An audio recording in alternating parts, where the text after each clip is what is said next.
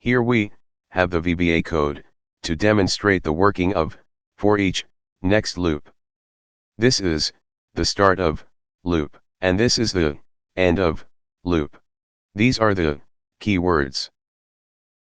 This is the collection of worksheets in the active workbook. Now, this variable of type worksheet will hold the values of worksheet object in the collection of worksheets when the loop iterates. Here, we are accessing the name of selected worksheet appeared in the iteration of loop.